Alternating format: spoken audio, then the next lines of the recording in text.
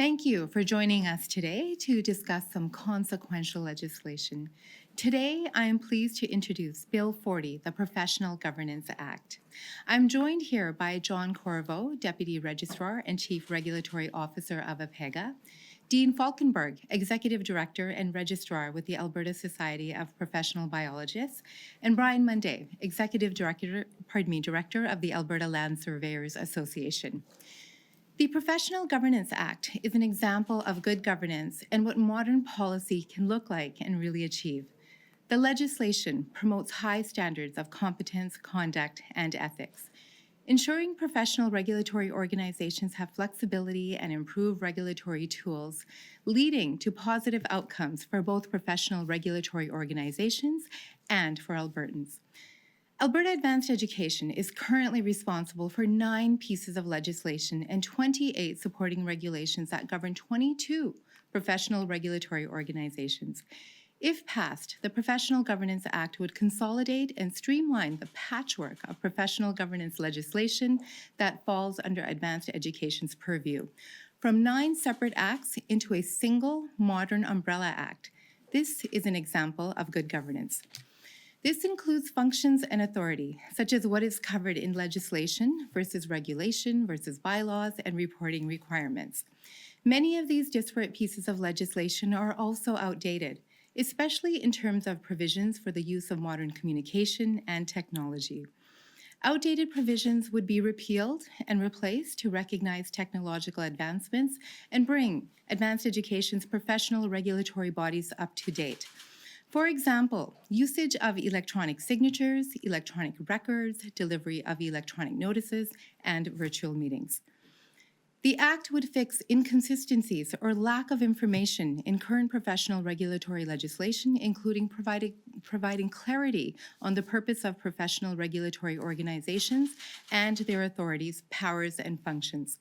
Providing consistency on the distribution of provisions between various levels of legislation, including acts, regulations, and bylaws.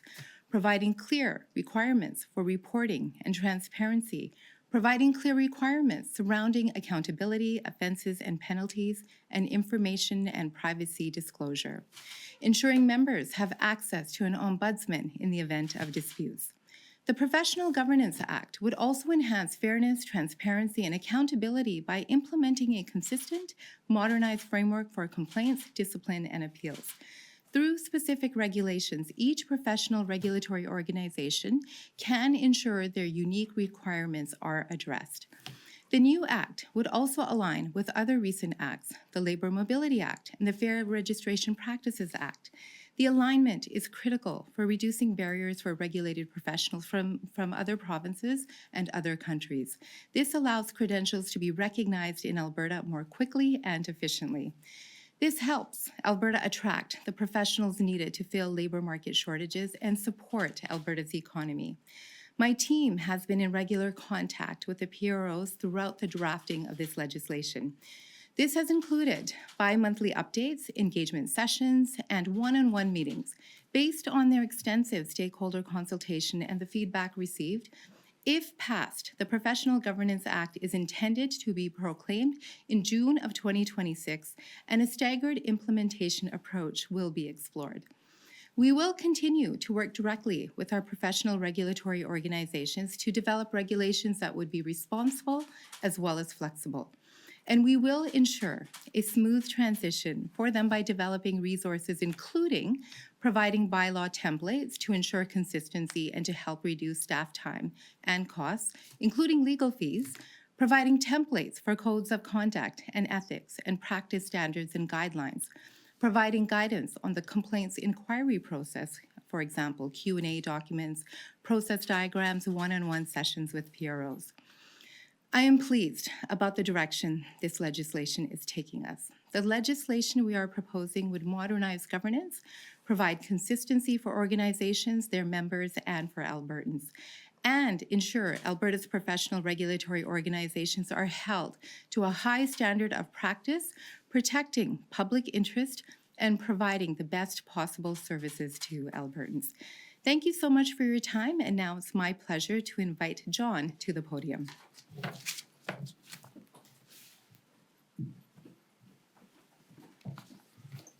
Thank you, Minister.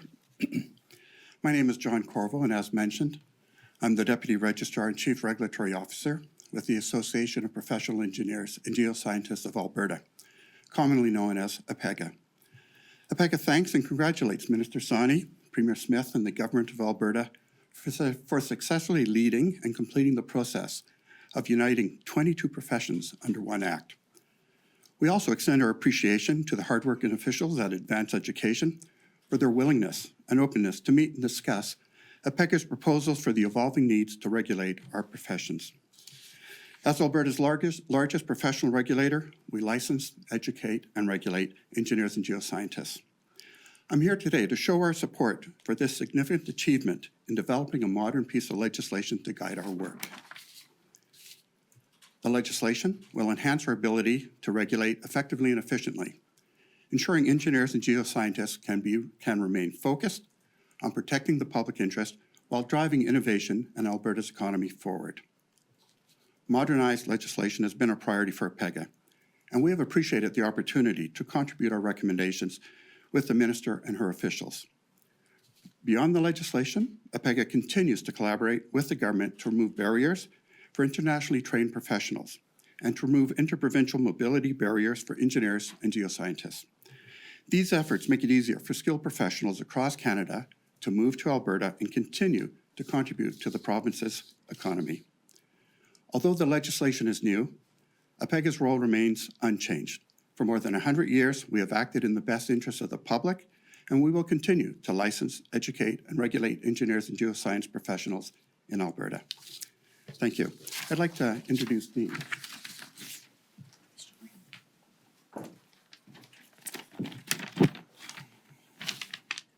Thanks, John. Minister Sawhney, thank you. My name is Dean Falkenberg. I'm the Executive Director and Registrar for the Alberta Society of Professional Biologists. It's great to be here today on behalf of our society for this landmark announcement. For the ASPB, this is an extremely momentous occasion as Professional Governance Act comes to fruition. I want to start by recognizing that this year, 2025, marks the 50th year since the founding of the ASPB. Over the past 50 years, the ASPB has served an essential function in protecting the interests of Albertans through the governance of regulating the professional biologist regulation. In fact, Alberta is one of only 2 provinces, along with BC, where biologists are regulated for the protection of the public interest.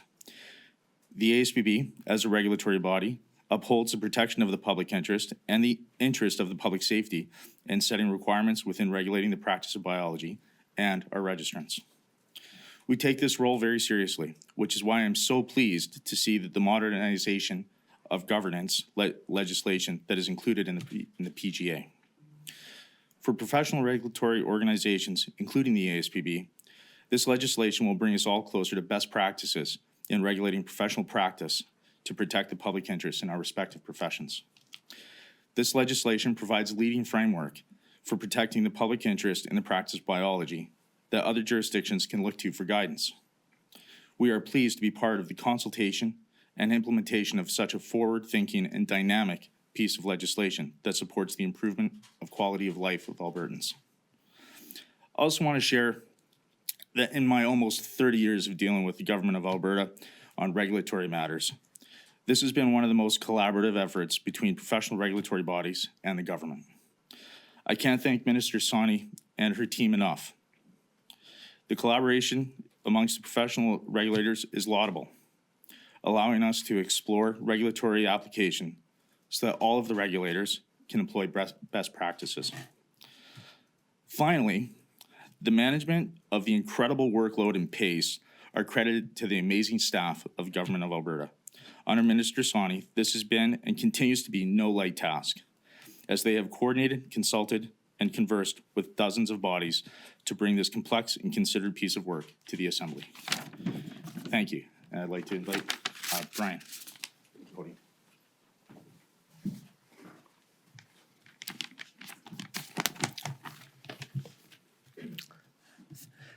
Thank you, Minister, and welcome everyone. Most Albertans have never had any contact with a land surveyor, other than perhaps seeing them on a job site or a construction site. However, every Albertan has been quietly and positively impacted by their efforts. Whether you're a homeowner, a developer, municipality, or an energy company, you expect and need certainty about the boundaries of your property to avoid disputes with neighbors or to move your business forward. Land surveyors protect the property rights of Albertans by providing certainty on property boundaries that underpin the economic growth of our province. And that's one of the reasons why the Alberta Land Surveyors Association and Land Surveyors has been a regulated profession for more than 100 years.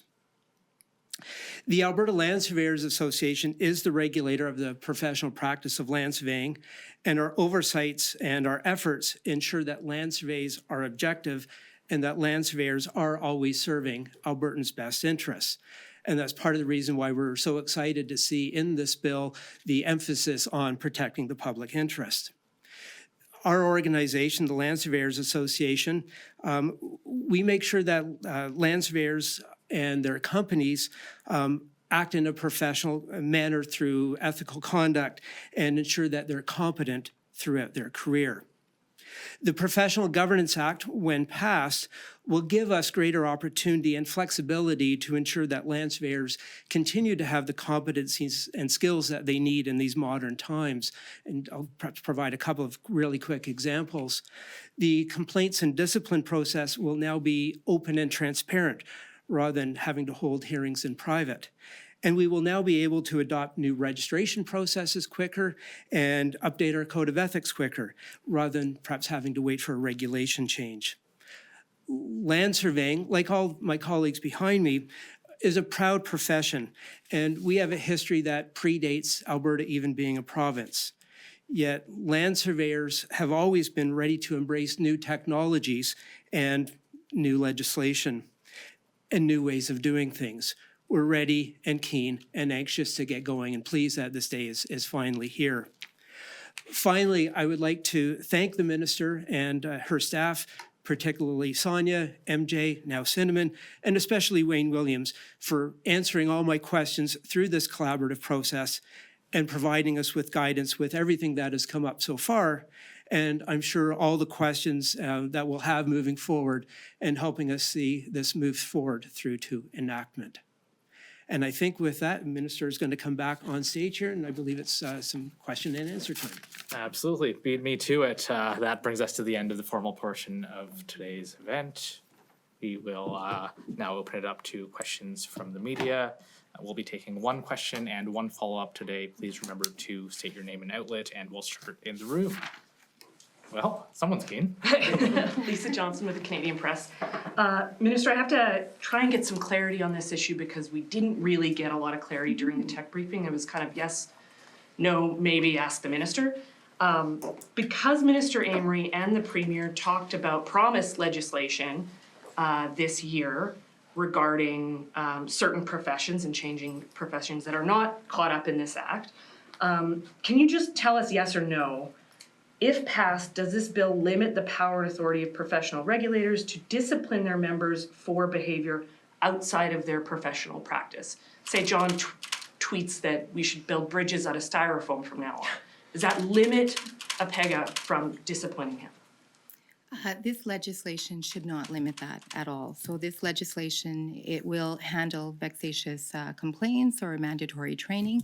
But having said that, Minister Amory is doing some stakeholder consultation as we speak right now with all of the regulatory organizations, not just Advanced Education. And if there are any further changes that need to be made, we can do that through our regulations. But certainly the PGA is able to handle all of those issues. Okay, so it sounds like it's also kind of enabling legislation. So in future, if you wanted to limit these professional regulators from in the specific things that they can discipline their members on, you can do that with a ministerial order. Is that correct? That authority does exist, but the idea of the PGA is to actually bring these, the bylaw making authorities down to the professional regulatory organization so that things don't have to come to the minister's office or go through cabinet. In fact, it allows more tools and more flexibility and freedom to change bylaws and codes of standards. Do I see any other? Catherine Crosby, Alberta today.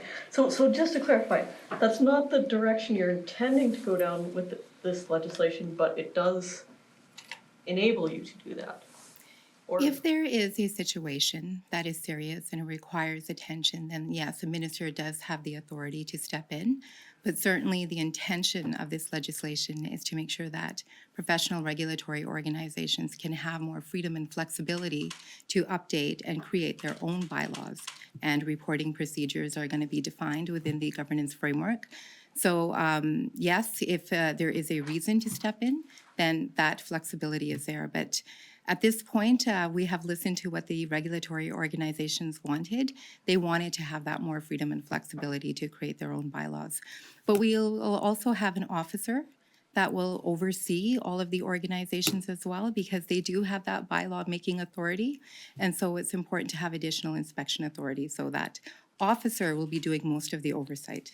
okay. And you mentioned interprovincial trade or interprovincial barriers. And like, it seems to me that, you know, an engineer in one province is an engineer in another. Like, what are some of the barriers that you see in recognizing professional credentials? So that's a great question, because that is certainly on everybody's mind as we're talking about trade, but we also have to talk about, workforce mobility. And so we do have the Labor Mobility Act that helps to make sure that we have guidelines in place for credentials.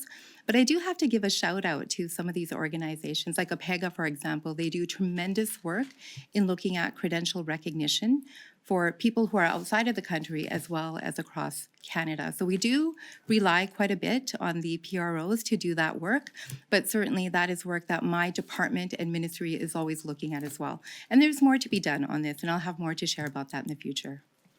All right, next question. Hi, Sean Amato with City News. If you could explain this to the average Albertan, what problem are you trying to solve with this? So a really good question as well. I oversee 22 professional regulatory organizations, and they all have disparate laws and regulations in place right now. Some of the legislation is more than 30 years old, and it was time to bring everything together under one governance framework so that they have common dispute resolution mechanisms in place, so that the technology stipulations are also updated. So we're talking about electronic records and electronic voting. Some organizations had that, others didn't. So we're just trying to put this common framework together that is going to be transparent and flexible.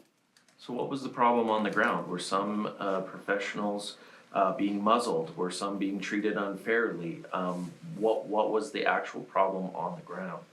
So I wouldn't say that there were a whole lot of very serious problems, but let me give you an example. Only 4 PROs had access to the ombudsman, right? And the others didn't. So just having this framework in place that allows for common dispute resolution was very important, because I think other than the accountants and I believe the veterinarians and 2 others, they weren't able to go to the ombudsman. So that's an example of this framework coming together to provide more flexibility. And there are other aspects to it as well. Do I see any other questions in the room? I do not. I've been informed that we do not have any questions online, so that will bring us to the conclusion of today's event. Thank you, everyone. All right, thank you very much.